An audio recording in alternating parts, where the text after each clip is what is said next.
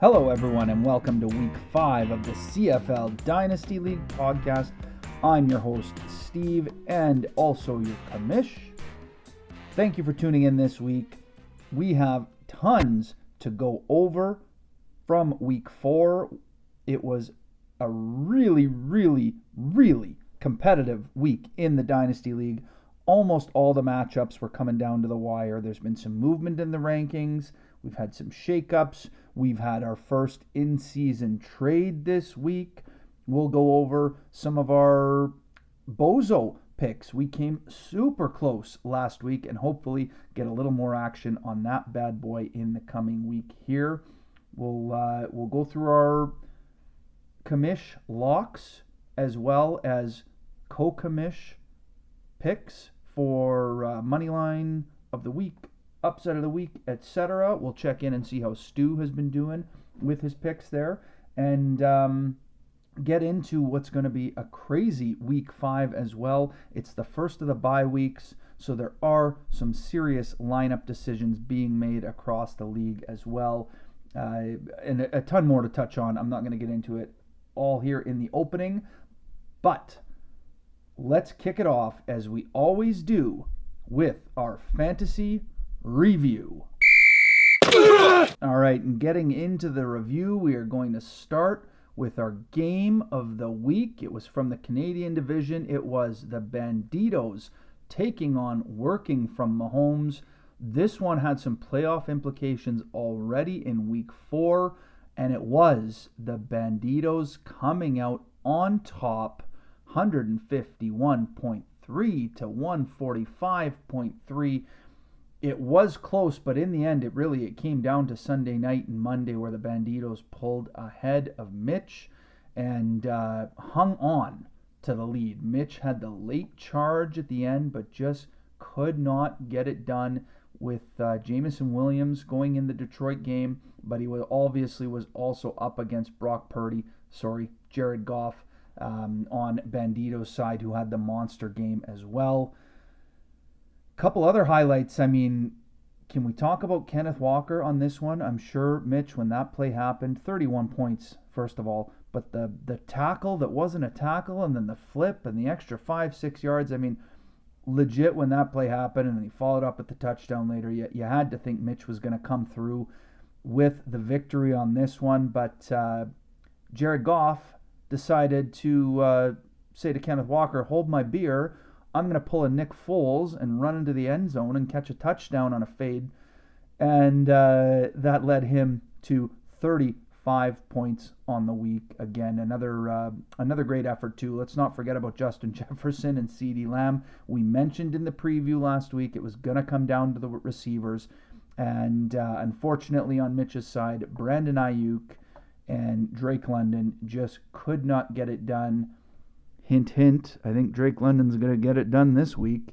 But not quite enough. And in the end, it moved the Banditos up to 3-1. And Mitch down to 3-1. But currently sitting just outside the top 3 in the Canadian division. So that was your game of the week. It was the Banditos, a 151.3 to Mitch's 145, Working from Mahomes taking the L on that one. Oh, and sorry, Mitch, I just have to mention this, but if you go to the recap on the site, I couldn't leave this out. Causing further embarrassment, Working from Mahomes could have scored 159.15 points and earned the win with their best lineup, but Mitch Orchard left key players like Justice Hill and his corresponding 18.6 points on the bench.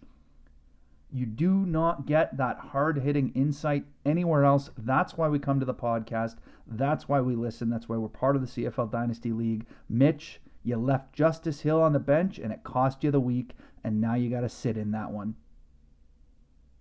All right, moving on. Our next matchup was Hanging with Hernandez, getting absolutely destroyed by Italian Stallions, a 50-point margin of victory, but that's going to be the standard this year. Congrats, Stu. You beat the Make-A-Wish team. James and BK Whopper. Now, honestly, I mentioned this could have been a game of the week in our preview, and it definitely lived up to the billing. 152 put up by James, but BK Whopper, Khan, and Raheem coming out with a 160-point effort, all from Jordan Love, and all in the second half. It was a 41-point performance. Turns out that Jaden Reed might be a pretty good receiver with 23 points in the stack on the BK Whopper side as well. Couple of duds in this matchup though, and just circling back to James's team, he got the 25 points from Dak. He got 34.5 from King Henry, who looked unbelievable. 20 points from Mike Evans, 21 from Alvin Kamara. Like, this was a battle in every sense. Two quarterback stinkers on each side. Richardson going out with that weird play where he got hurt and then he came back in and then he didn't know how to slide and he got clocked in the head. But I mean, Josh Allen only put up 3 more points than Anthony Richardson. So it really was the Jordan Love experience that took the BK Whoppers to the win, coming out 8-point favorites in this one. But if that second half doesn't happen in Green Bay, James may really have ran away with this one. So a little bit to be desired from Josh Allen and Anthony Richardson. We'll see if they can jump back, but good win by the BK Whoppers. Another frustrating loss for James, down to 1-3, but he's got something cooking. We'll get into the power rankings a little bit later. Now, again, I don't like going into this because who's going to play Wan'Dale Robinson? But that could have been the difference maker. It's tough to say. I don't see you reaching into that well this week either. But we're starting to see, guys, as the season goes on, the points are getting left on the bench a little bit. The efficiency scores are starting to go down. But as we get into the bye weeks, as I said here, those decisions are becoming a little bit later. Because there's just going to be less players available, so we're not going to have as many points left on the bench. But nonetheless, hey, good game. It was our 1B game of the week. BK Whoppers moving up to 3-1 with the victory. The last game in the USA division definitely left some more to be desired. It was the Gronks taking on Hildy. The Will Levis, however Superman thing he was doing that he got hurt, etc. 0 points. Yikes. That's never going to put you in the position for a win. But Hildy was let down all over the place. I mean, the chosen one, Brock Bowers, only putting up 5. Vegas is in trouble. But with the Adams potential trade on the horizon, Bowers could become an absolute target machine. Calvin Ridley, again, that Tennessee game, like, what the heck was that we watched? 2 points from Ridley on that one. Madison, 6. At least he's the starting running back this week. So a little bit of work to do. Hildy, you got Jamar Chase. I think Jawan Jennings' time has come to an end. It's sunset season for him.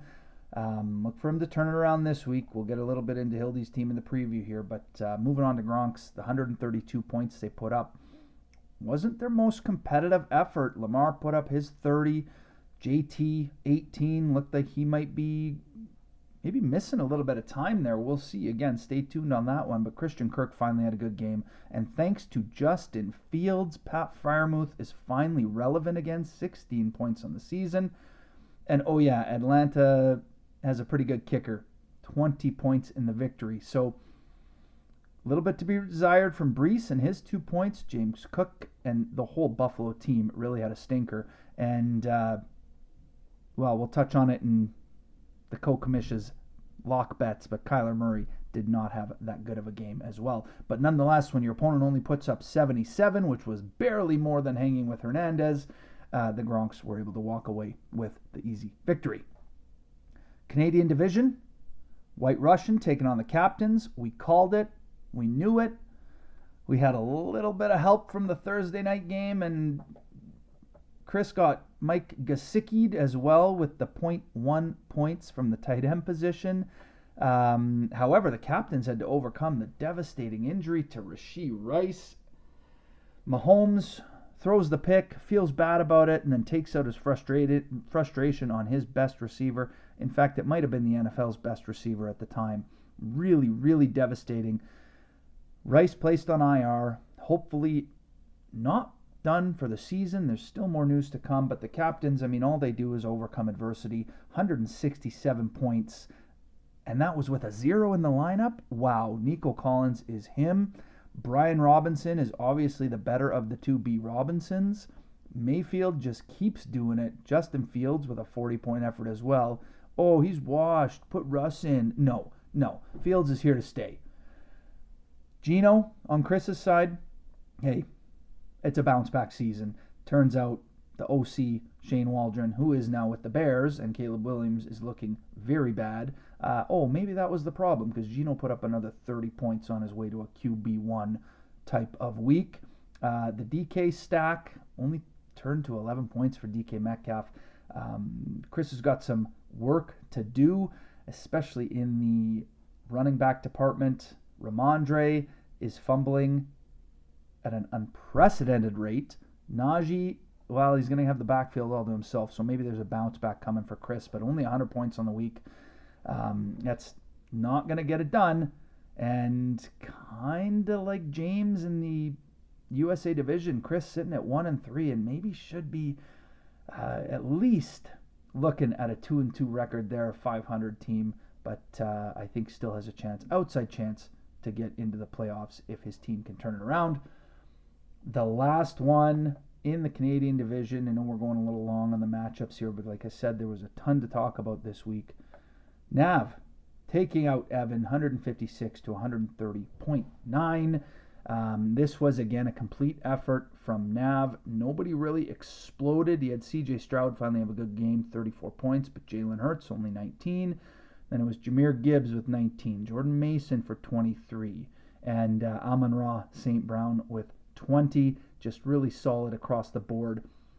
Ev can be really happy about Jaden Daniels, another 30-point effort. This kid is legit. Tony Pollard finally looks like maybe he's got something going, and if the QB situation in Tennessee stays the same, I think Tony Pollard could really, really run with it here. And Kelsey and Kittle turning back the clock, 30 points from both of those guys combined. I think Ev is going to be in, even at his 2-2 record, he's still going to be in with a shot here. That's a pretty good team, thanks to his pick at the QB position in the draft here. Although, like I mentioned in the previous game, Ev, you got the wrong B. Robinson on your team. Nav moving to 3-1, staying atop the Canadian division. We'll see how long that lasts. Hint, hint, preview time. But that is it for our fantasy review. Let's quickly go through some of the top players of this week, and we'll also see how the commish did at our picks. All right, so running through our top performers of the week, well, no surprise, and he did it all in one half. It was Jordan Love as the number one QB, 41 points. It was a good week for QB scoring. Fields and Mayfield, the 2 and 3 QBs on the week. What team are they on again? I can't remember.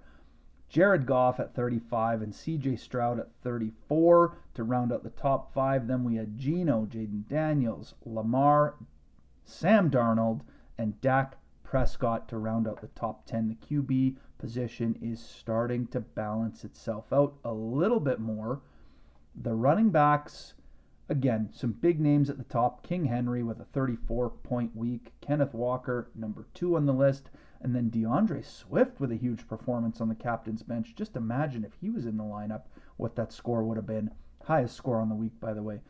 Jordan Mason, Chase Brown, Alvin Kamara, Chuba Hubbard, Jeremy McNichols out of nowhere, and Jahmyr Gibbs and Brian Robinson in the top 10 of the running backs. 2 Washington Commander running backs in the top 10 last week. That was crazy to see. Wide receivers, well, the number 1 wide receiver on the week, no surprise, that was Nico Collins. Jaden Reed bumped up to the number 2, followed by Dontavian Wicks. A lot of Packers.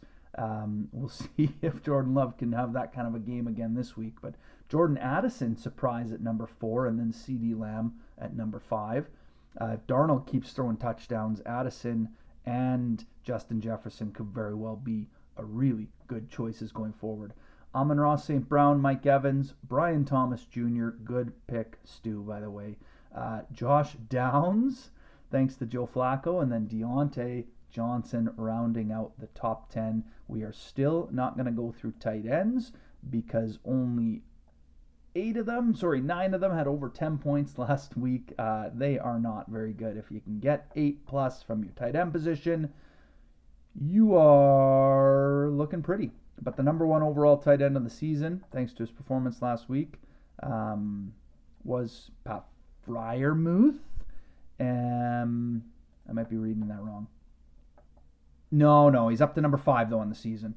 Total is Goddard, Kittle, Bowers, Kmet, Freiermuth, likely still sitting in the top 6 there. Dalton Kincaid, Jake Ferguson, Zach Ertz, and Travis Kelce, the who's who of tight ends this year. Jumping over to the commish predictions, well, the recap on this one, it was a perfect 6 out of 6. I nailed them all.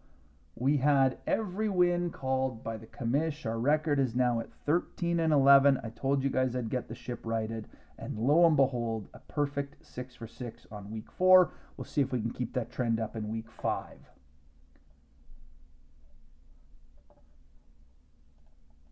Having a look at our standings now.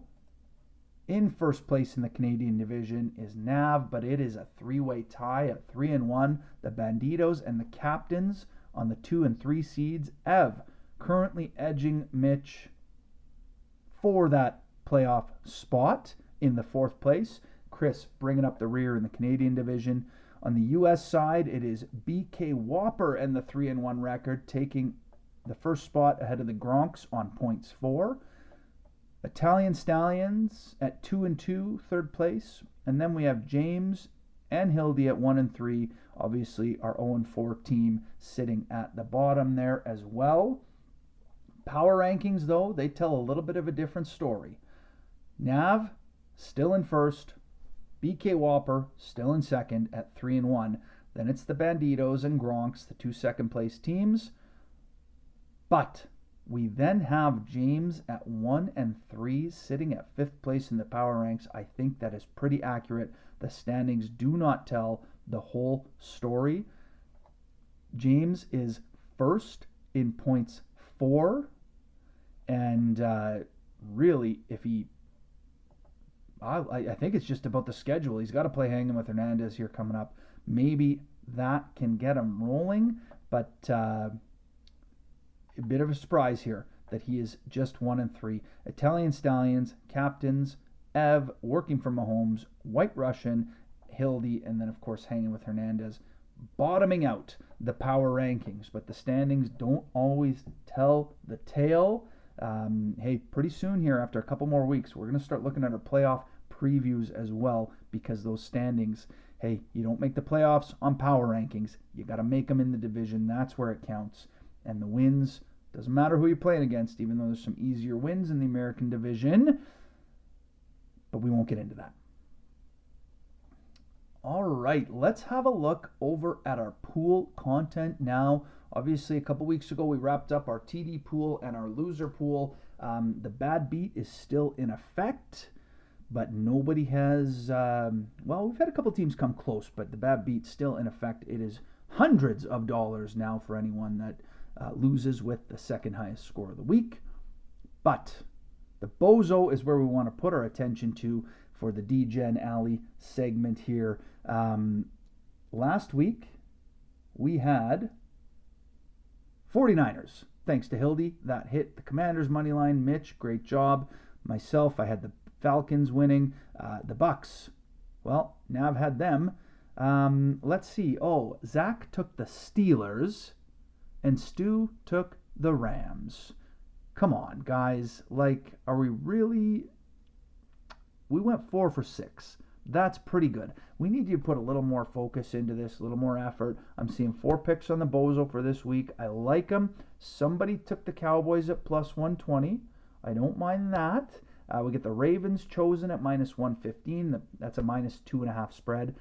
Packers -3, and Seahawks -6.5. That one comes with a caveat because if the Seahawks do not cover, I believe there is a pinned comment in the chat that we're going to make a bozo out of a bozo. So if you want, log on to the Kenja Time site. Zach, it was decided that you are placing the bozo this week. Thank you for that. And we got 2 more days to get in on that action. Log on to the Kenja Time site, get your picks in, and let's hit a parlay, gentlemen. Okay, we got some action on the waiver segment here, but it mostly involves a trade. So, couple additions this week. We have Miles Sanders getting picked up by the BK Whoppers for $55. Jonathan Brooks, I believe the window was activated, so Sanders spelling Chuba a little bit.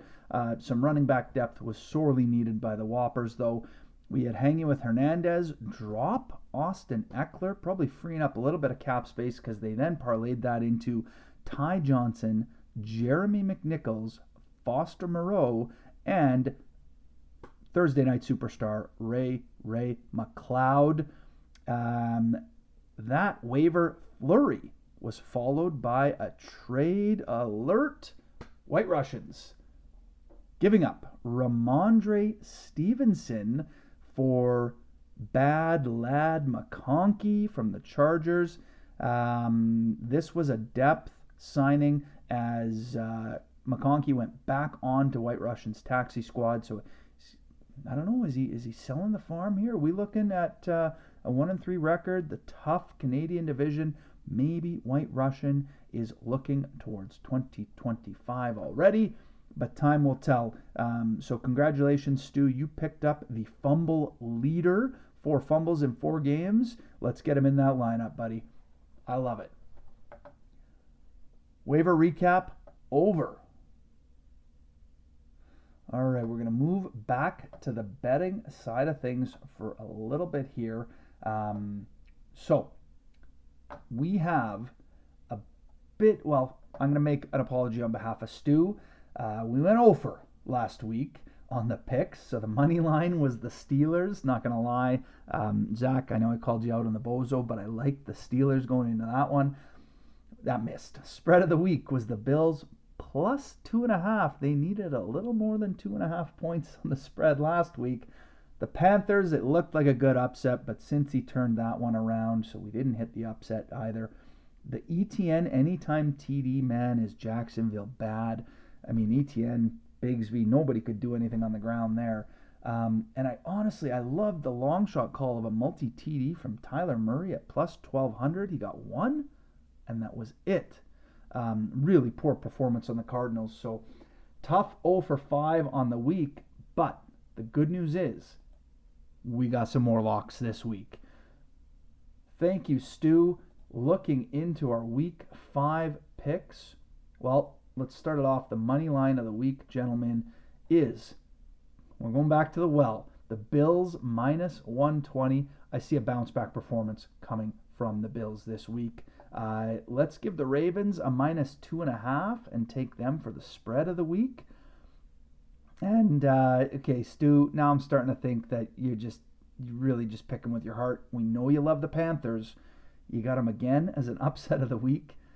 Slightly worse odds at 165, but I guess let's go back to the well. If it doesn't work, just hammer it again is Stu's strategy.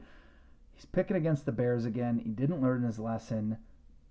They're going to destroy the Panthers, but I guess that's why it's called the upset and our prop bets.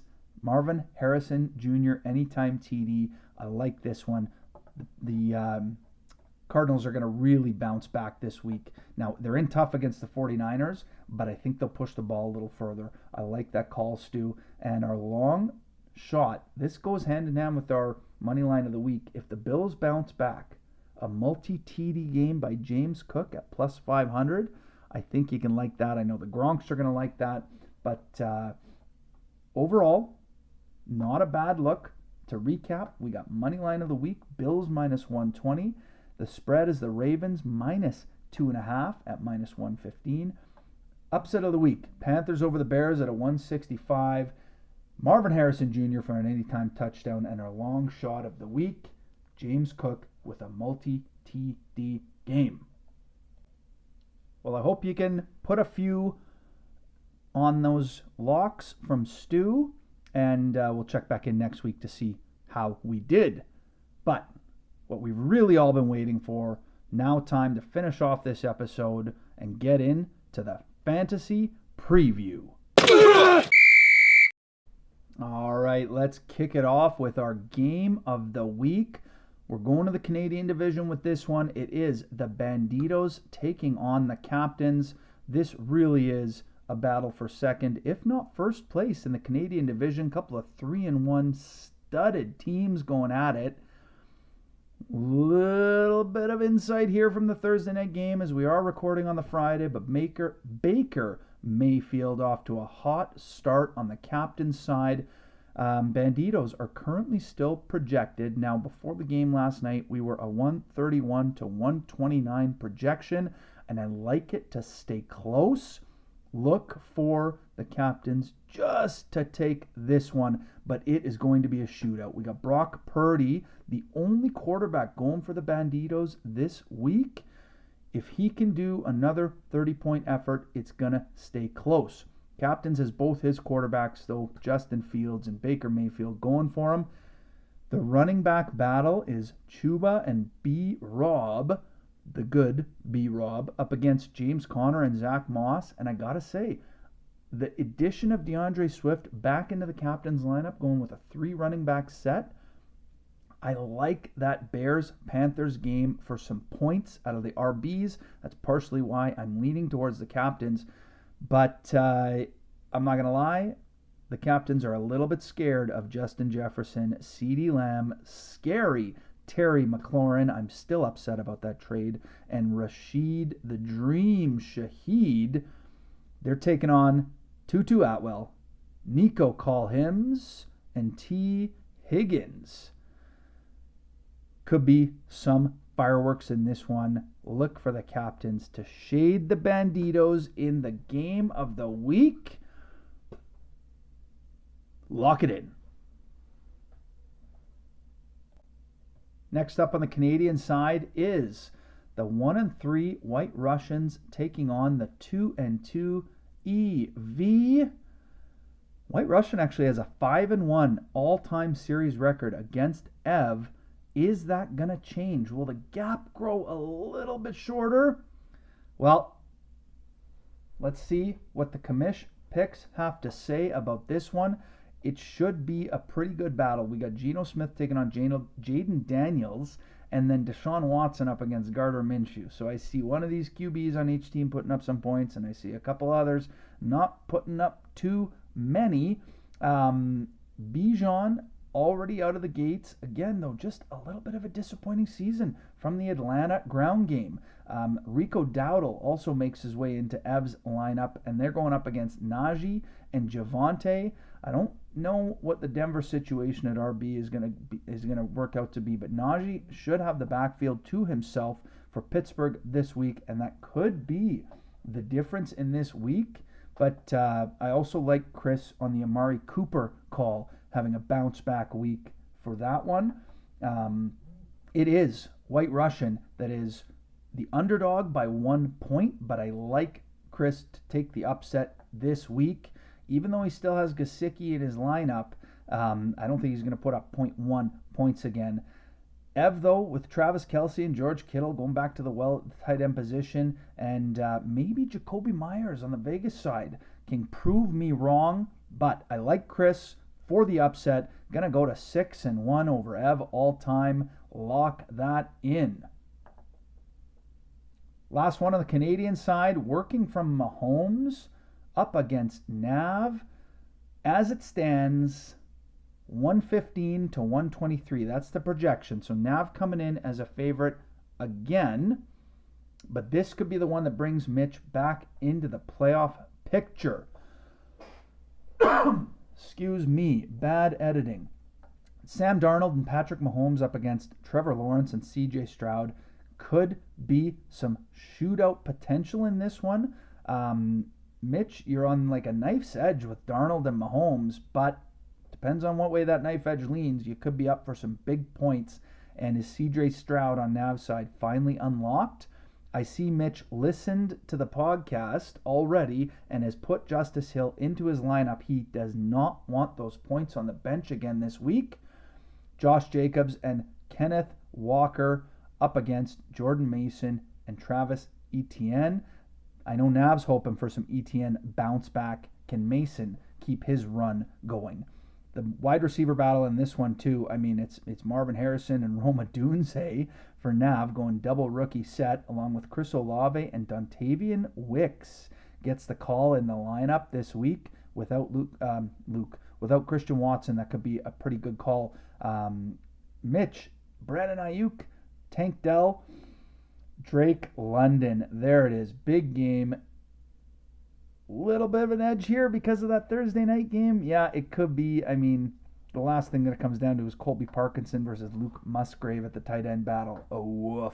So this could be all over the place, but I like Mitch's lineup. I like Darnold to continue Mahomes. He's got to have a Mahomes games one day, right?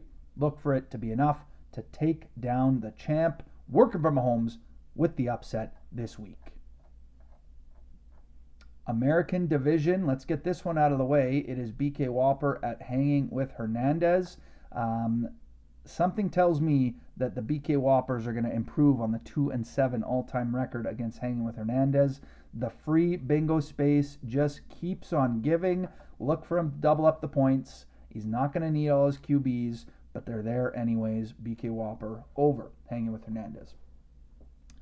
Italian Stallions taking on Hildy in this one. And, well, it looks like this is not going to be a very close game either. Projected 121-94, and I think Stu runs away with it.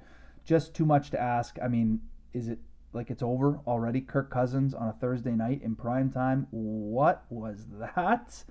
Amazing.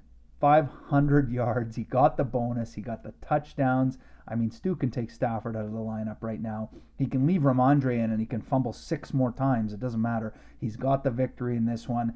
Unless Caleb Williams can finally put together what everyone thinks he can do. Caleb Williams, DJ Moore stack. I mean, that could be 100 points right there if things go right. We saw it with Fields and DJ Moore last year when they put up almost 90 points together. That's Hildy's prayer. I don't think his prayers are going to be answered, though. It's a 2025 kind of season here, Hildy, looking towards next year. So Stu over Hildy, going to take his record to 6-1 all-time against Hildy. Just going to be a bloodbath on this one. Last game of the week in the U.S. division, Gronks at James. We talked about James in the power rankings. He just needs a little luck to break his way. He's currently projected 11-point underdog, 141-129 for the Gronks. Is Anthony Richardson going to play? If not, if Flacco is in, James might have to pivot. I think his best chance is if Richardson plays. Him and Dak could do some damage, but Lamar looking like Lamar, and I think Kyler has a bounce back week too. That might be just too much for the Gronks, or rather for James to overcome. And we like James Cook this week. Breece Hall, you know he's not going for 2 points back-to-back weeks. It's going to be a bounce back. But I mean, look at this battle. King Henry and Kamara on the other side. Jonathan Taylor maybe avoided injury. Like the running back points in this matchup could be bananas.